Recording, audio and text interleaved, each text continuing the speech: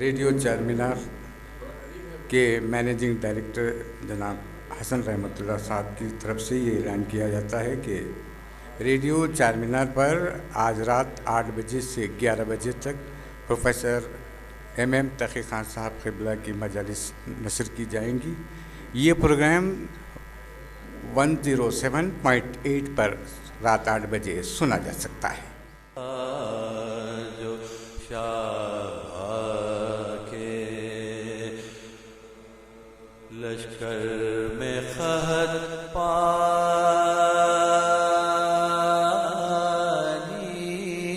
کا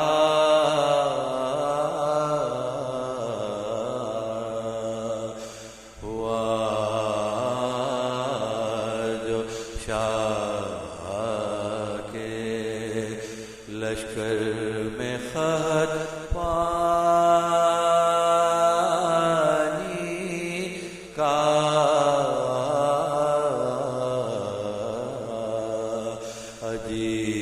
عجیب حال ہوا فاطمہ کے جانی کا. کبھی خیال تھا اکبر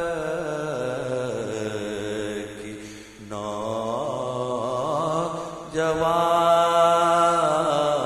نوجوانی کا،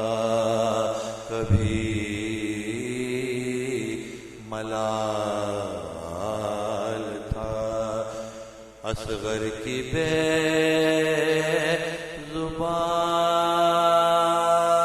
زبانی کا.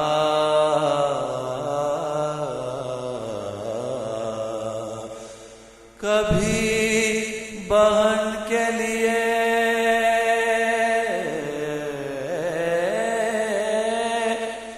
بے قرار ہوتے تھے، کبھی سکینہ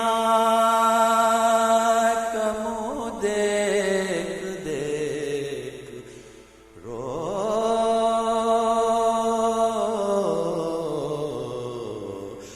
تھے. کبھی بہن کے لیے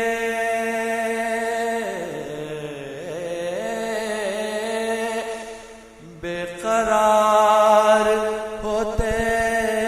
تھے، کبھی سکینہ کا منہ دیکھ دیکھ روتے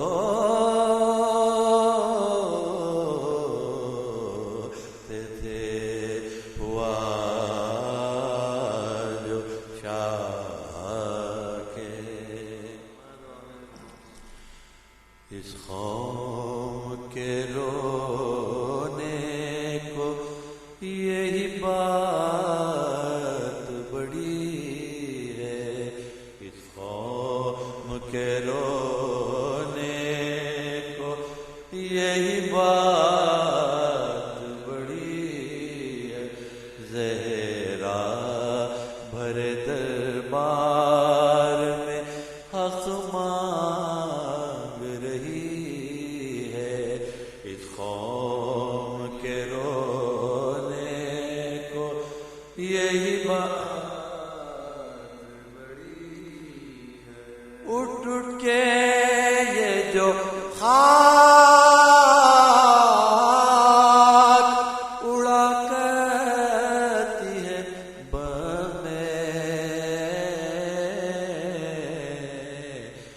اٹھ اٹھ کے یہ جو خاک اڑا کرتی ہے بمیں، شاید علی اصغر کو بہن ڈھونڈ رہی ہے. شاید علی اصغر کو بہن ڈھونڈ رہی ہے. اس قوم کے رونے یہی بات بڑی برچھی علی اکبر تیرے سینے میں گڑی ہے، برچھی علی اکبر تیرے سینے میں گڑی ہے، پر چوٹ تو زینب کے کلیجے پپڑی ہے، پر چوٹ تو زینب کے کلیجے پپڑی ہے، اس قوم کے رونے کو یہی بات تا دیر تڑپتے رہے، تعظیم کو لاشیں، تعظیم کو لاشیں، تا دیر تڑپتے رہے، تعظیم کو لاشیں، یہ کون ضعیفہ ہے جو مقتل میں کھڑی ہے، یہ کون ضعیفہ ہے جو مقتل میں کھڑی ہے، اس قوم کے رونے کو یہی بات بڑی، سجاد تو خاموش ہے بازاروں میں، لیکن سجاد تو خاموش ہے بازاروں میں، لیکن زنجیر کی ایک ایک کڑی بول رہی ہے، زنجیر کی ایک ایک کڑی بول رہی ہے، اس قوم کے رونے کو یہی بات بڑی، تاریخ ذرا سانس کو روکے ہوئے رکھنا، تاریخ ذرا سانس کو روکے ہوئے رکھنا، عمران کی غیرت سوئے دربار چلی ہے، عمران کی غیرت سوئے دربار چلی ہے، اس قوم کے رونے کو یہی بات بڑی ہے، زہرا بھرے دربار میں حق مانگ رہی ہے۔ رحم اللہ من قرأ الفاتحہ۔ اعوذ باللہ من الشیطان الرجیم، بسم اللہ الرحمن الرحیم، یا من دل علی ذاتہ بذاتہ وتنزہ عن مجانست مخلوقاتہ وجل عن ملائمت کیفیاتہ، یا من قرب من خطرات الظنون وبعد عن لحظات العیون، علم ما کان قبل یکون، والصلاة والسلام علی خیر خلقہ محمد صلی اللہ علیہ وسلم۔ خاتم النبیین و سید المرسلین و رحمۃ للعالمین و اہل بیت الطیبین الطاہرین المعصومین المظلومین. اللہ تعالی تبارک و تعالی فی کتاب المجید والفرقان الحمید وقولہ الحق انا خلق الانسان من نطفۃ امشاج نبتلیہ وجعلناہ سمیعا بصیرا. صلوات علی محمد وعلی محمد. سورہ دہر یا سورہ انسان کی آیت نشان 2 میرے ان مجلسوں کا عنوان ہے، اور اس کو انسان اور انسانیت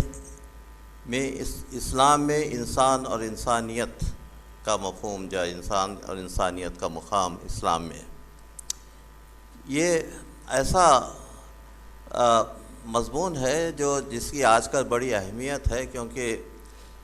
انسان اپنی قدر و منزلت کو بھول چکا ہے، اور آئے دن جو اس طریقے سے دہشت گردانہ کارروائیوں میں مبتلا ہے کہ وہ انسانیت کے نام پر وہ ایک دھبا معلوم ہوتا ہے، اور اس کا سارا الزام اسلام پر جاتا ہے. لیکن اسلام جو ہے ایک امن پسند مذہب ہے، اس میں انسان کا بڑا بلند درجہ ہے. پچھلے 2 مجالس سے میں نے اسلام میں انسان کے مقام کے متعلق آپ کے سامنے کچھ عرض کیا تھا، اور وہ میرے اصحاب ہمیشہ میں تھوڑا سا ریوائز کر دیتا ہوں اپنے بیان کو جو پہلے میں نے دیا تھا، تاکہ جو ہے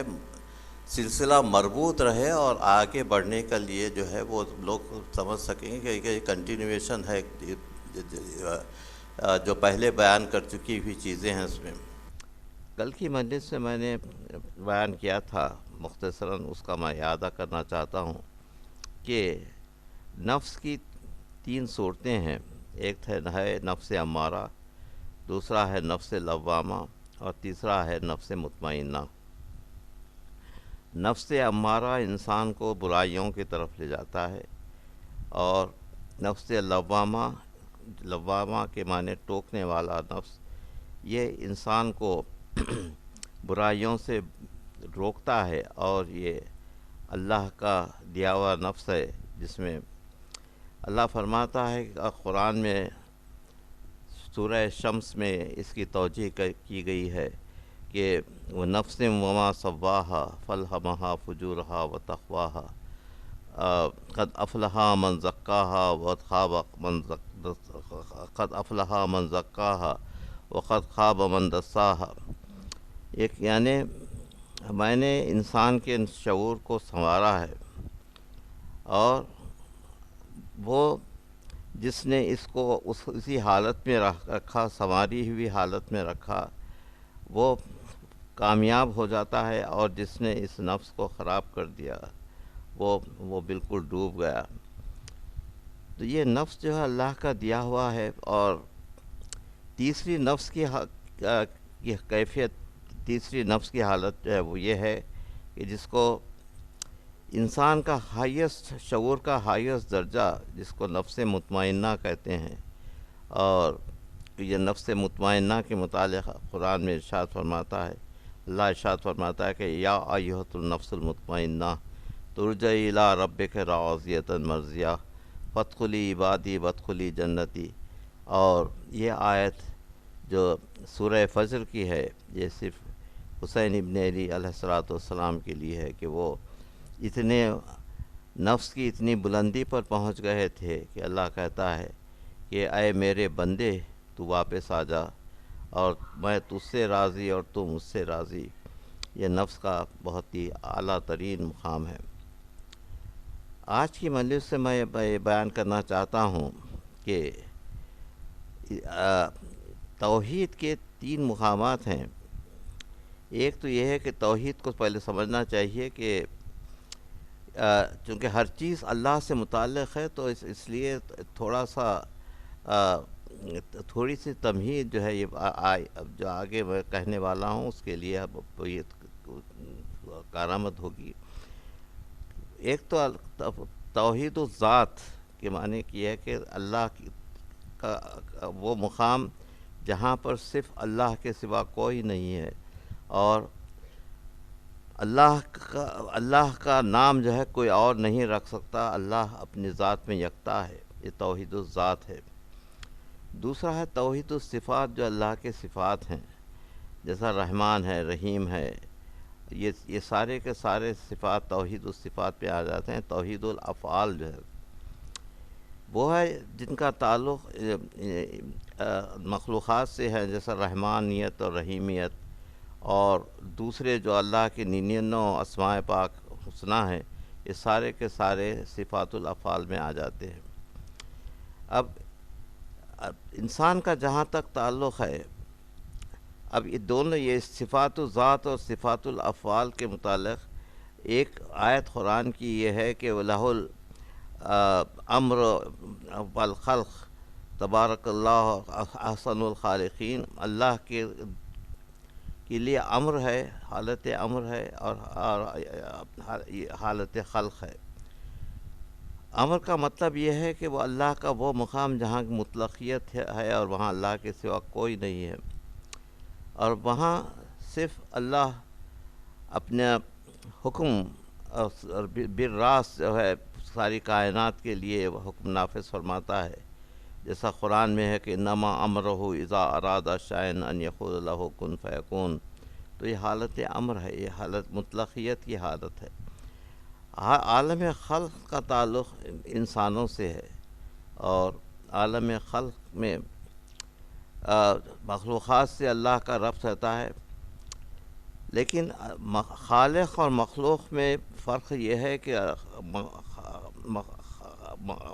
مخلوق جو ہے اللہ تک راز جا نہیں سکتی، اور اللہ مقام توحید سے مخلوق کی طرف آ نہیں سکتا، حالانکہ وہ بالراست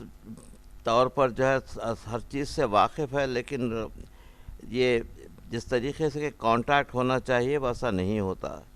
تو اللہ نے اپنی صفات کا مظہر بنایا چند ہستیوں کو اس طریقے سے کہ وہ صفات جو اللہ کے ہیں 99 صفات، وہ اس صفات کا مظہر بنایا اور ان کو کائنات میں بھیجا اس طریقے سے کہ یہ اللہ کی پہلی مخلوق تھے، نور اول کائنات، کہ یہ دنیا میں جائیں اور اللہ کے صفات جو ہے لوگوں کو سمجھائیں، اور ان کو دیکھنے کے بعد اللہ کے صفات لوگوں کو سمجھ میں آتے ہیں۔ یہ مظہر صفات پروردگار، اور یہ مظہر صفات پروردگار محمد اور آل محمد علیہ الصلاۃ والسلام ہیں، صلوات اللہ۔ تو یہ مظہریت کا جو مقام ہے، مظہریت کے مقام میں حضور صلی اللہ علیہ وسلم اور ہمارے ائمہ اللہ کے صفات کے مظہر ہیں، اور خصوصاً امیر المومنین علی ابن ابی طالب کے لیے قرآن میں کہا گیا ہے کہ ان کے ہاتھ کو ید اللہ کہا گیا ہے، ید اللہ فوق ایدیہم، اور وہ نفس اللہ ہیں، وہ عین اللہ ہیں، وہ اور اس طریقے سے سارے جو صفات ہیں اللہ کے جو ہے، جو صفات الافعال ہیں، وہ صفات الافعال کا مظہر ہیں وہ، اور ان مظہر کو دیکھنے کے بعد اور اللہ کے صفات سمجھ میں آتے ہیں، اور یہ بالراست تعلق جو ہے اللہ سے چونکہ ہو نہیں سکتا، تو اس لیے ان کو دیکھو اور اللہ کو سمجھنے کی کوشش کرو۔ ان کا ایک رخ اللہ کی طرف ہے، دوسرا رخ مخلوق کی طرف ہے، اس طریقے سے کہ اللہ سے لیتے جاتے ہیں اور مخلوق کی طرف وہ چیزیں ارسال ہوتی رہتی ہیں۔ آج کی مجلس سے میں 2 ایسے شہزادوں کے متعلق ان کی شہادت بیان کرنا چاہتا ہوں جو اس طریقے سے اہم ہیں کہ یہ حضرت جعفر طیار کے پوتے تھے اور علی ابن ابی طالب کے نواسے تھے۔ تو اس طریقے سے بہادری اور شجاعت دونوں طرف سے ان شہزادوں کے حصے میں آئی تھی، نانا کے طرف سے بھی اور دادا کے طرف سے بھی۔ میرا مطلب یہ ہے کہ جناب زینب کے 2 فرزند حضرت عون اور حضرت محمد، ان کے عمروں کے متعلق تھوڑا سا اختلاف ہے کہ 12 یا 13 سال یا 9 یا 11 سال، بہرحال چاہے 9 یا 11 سال ہو، 11 یا 13 سال ہو، یہ بہرحال یہ بچے ہی تھے، اور اس طریقے سے ان کی قربانی جو ہے، کربلا میں جو لوگ شہید ہوئے ہیں بچوں کی قربانیوں کی فہرست میں ان دونوں شہداؤں کا نام سر فہرست ہے۔ صبح عاشور نمودار ہوئی، علم احمد مختار سجایا گیا۔ یہ بچے علم کے نیچے آ کر کھڑے ہو گئے اور ماں سے کہنے لگے کہ یہ علم ہم کو ملنا چاہیے، کیونکہ ہمارے دادا جو ہے فوج اسلام کے علم بردار تھے، جن کو حضرت جعفر طیار، جن کی شہادت جو ہے جنگ موتا میں ہوئی۔ تو جناب زینب نے کہا کہ بیٹو، آج مرنے میں کام میں نام ہے، اور علم جو ہے جس کو حسین چاہتے ہیں وہ اس کو علم ملے گا۔ اس طریقے سے یہ جناب عباس کے ساتھ رہے، اور اس کے بعد حضرت زینب علیہ السلام نے سوچا کہ ان بچوں کی قربانی دینی چاہیے۔ یہ کہتا چلوں کہ جناب زینب کی آخری عمر کی اولاد تھی، کیونکہ ان کی جو پہلے اولادیں ہوئی تھیں وہ سب فوت ہو گئی تھیں، اور یہ آخری تھی۔ بہرحال یہ تحفہ جو شہادت کے لیے پیش کیا جا رہا تھا یہ تھا کہ اس کے علاوہ ان کے پاس یہی اولادیں ان کے پاس تھیں۔